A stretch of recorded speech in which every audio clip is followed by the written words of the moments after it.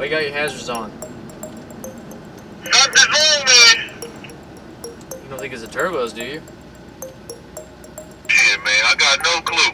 I don't think so. Alright, we'll get pulled over. See what's going on. Damn BMW, man. Damn it, man. Shit.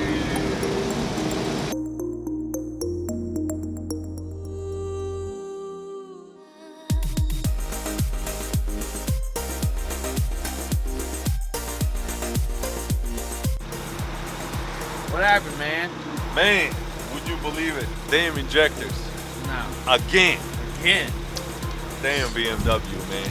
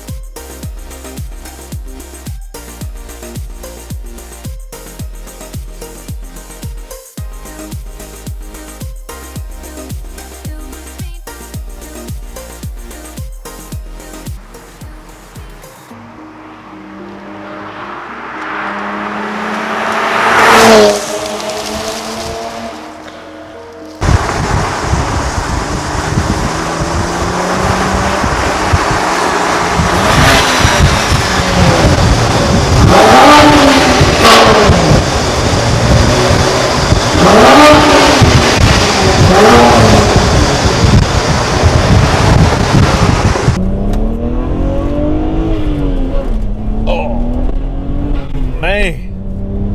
Woo-hoo-hoo.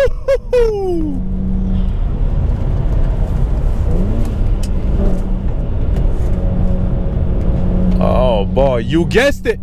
We're driving another BMW, baby. This time, E82 135i, twin turbo 3 liter.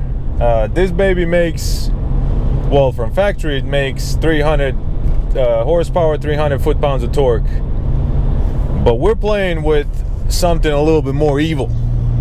A few bolt-ons make this thing up to 500 horsepower at the crank, and 420, 430, give or take, are sent back to the back wheels.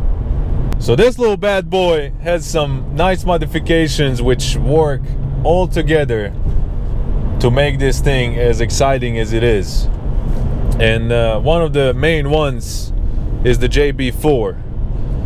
Now, JB4 tune is probably the most desirable tune for the N54 engines, or any turbo BMW engines, really. And JB4 is running on a custom back-end flash E40, whatever that means. To complement the JB4, we have dual cone intakes, 3-inch charge pipe, 3-inch catless downpipe, and 50mm blow-off valve. Oh, and also the owner told me he's got a custom intercooler setup. Now when somebody tells me a custom intercooler setup, to me that sounds like eBay special.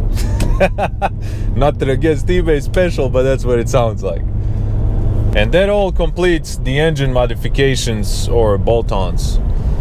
Now, what we got underneath is we're sitting on Ibach Pro Kit, Dynon camber plates, and M3 control arms and bushings, which makes this little puppy a sleeper 1M, or basically a baby 1M. We're only missing an LSD in the back. Other than that, this thing will surprise just about anyone. With all these modifications, just about any car would feel overwhelmed. When you add extra horsepower, most of the time you can tell that the car wasn't supposed to be that powerful, or the chassis is being overpowered by the engine, which means you're all over the place and it just doesn't feel right. Everything bends, everything just kind of squishy. Now this thing, it feels like it was supposed to come this way out of a BMW dealership. It's so refined, and if you didn't tell me, I wouldn't know, and if I didn't hear it, I wouldn't know that we have a, you know, tune and some exhaust work and some, you know, some other stuff, some other witchcraft that happens that we go fast. And that's what's great about this tune, this JB4. And while this thing, it's a great daily. You can daily this with every day, no problems. You got enough space in the back, in the trunk. It's a perfect daily. But this is a very capable track car. Steering input is pinpoint sharp. Not very much feedback, but it is really sharp.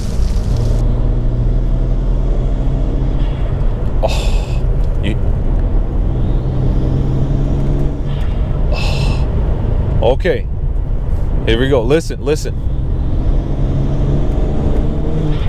Oh, yes, sir. That's like an orgasm going on right now underneath the bonnet. Oh, baby girl. Okay, so if you have one of these, I would highly recommend the JB4 tune and maybe some of the other modifications that I listed, but definitely JB4. That's $500, and for what you get, can't go wrong with that. You also gotta mention these brakes. These brakes are pretty insane for being stock. Well, the fluid is not stock, but the pads, rotors, calipers are all stock, and they're pretty big, pretty beefy. Now, the one thing I don't like is the feedback in the steering wheel. Like I mentioned, there's none in it. You turn and it's great. It goes wherever you want to go. Not much comes through the steering wheel. And then also the iBox Pro kit, it looks great. It lowered the car, makes the car look great, but I'm not so sure that it made it handle any better. Now, to finish off, we're sitting pretty on some VMR V710s, another popular wheel on the BMW community, and they're wrapped up with Michelin rubber Pilot Super Sports, baby. 245 up front and 255 in the back, which are not enough for this much power, but it does make it a whole lot of fun. And in these conditions, it's about 50 degrees outside right now, so first, second, and a little bit of third, we're just spinning. It doesn't have much traction in these conditions, these temperatures. This car is very easy to drive, very forgiving. Well, with these kind of modifications, it's not exactly forgiving. It's kind of difficult to drive at the limit. But in stock form, this thing is forgiving. It kind of understeers like a normal BMW does. Understeers at first, and then it kicks into the oversteer. So this is a great car, and just want to thank you guys for tuning in, and we'll see you next time.